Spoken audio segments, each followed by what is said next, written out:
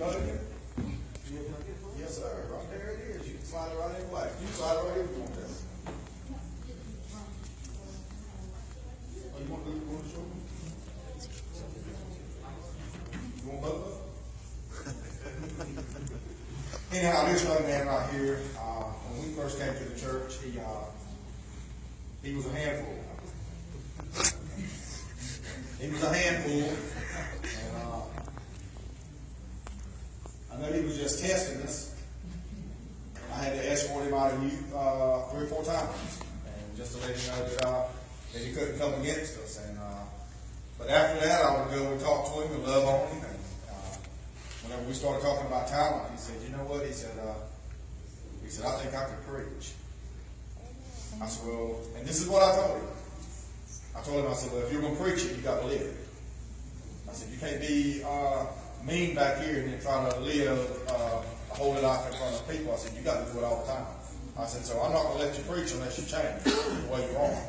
And I'm going to tell you what, he's been one of the most improved students that we've seen in student ministry ever since we've been in ministry. We've been in ministry now 18 years.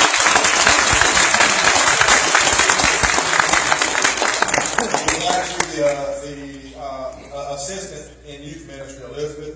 We promoted her to president. He's actually vice president of student ministries, and he's doing a great job. So, here you go, buddy. Rip it up. My name is Charles Clinton, representing the Refuge, representing the congregation. I'm going to be preaching on what is heaven like. So I want to ask everybody here a question. I want you to think about it. What is heaven?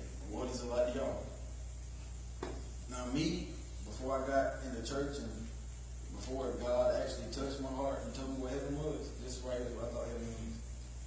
I used to think heaven was a place where everybody got their own heaven. I had my own. After running out his own, everybody had their own. I could invite whoever I wanted to my heaven. It was kind of like my own house. I thought I was going to get my own Range Rover. I thought I was going to have everything I wanted.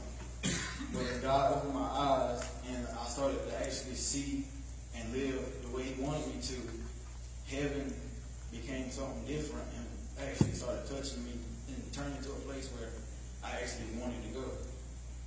I'm going to read these verses right here and I'm going to explain to you how heaven changed from my perspective and how I started seeing it from God's perspective. In Revelations 21, verse 3 through 5, verse 3, and I heard a loud voice from the throne saying, "Look, God's dwelling place is now among the people, and He will dwell with them. They will be His people, and God Himself will be with them and be their God." Verse 4, "He will wipe every tear from their eyes. Therefore, there will be no more death, no more mourning, no more crying, no more pain, or the odor of things have passed away." Verse 5, "He who was seated on the throne said, I am making everything new."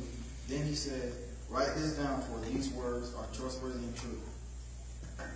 Now, when I read that, it took me a while to actually break it down and understood what it means. But now that I have broke it down, understood, and talked to God, and He has helped me understand what it means, now I know heaven is a place where, when I die, it's a place where I am absolutely wanting to go. And it's not just a place where I'm going to go and have fun. I want to be able to wake up every morning and walk out to the side and look at my God in His eyes and say, "Thank you for letting me be here." Because when I go to heaven, it's going to be a place where all my pain, my sorrows, my worry will be gone. Pastor Vernon can't put me in heaven. My mama can't put me in heaven. Cody can't put me in heaven. Miss Tina can't put me in heaven. God's going to put me in heaven. And the only way I can get there is through salvation and living through Christ and actually opening His Word and reading it. And one day I will be in heaven with God the Father and not have to worry about no more of the world sins coming against me or me going against God, because I know I'll be in a place where my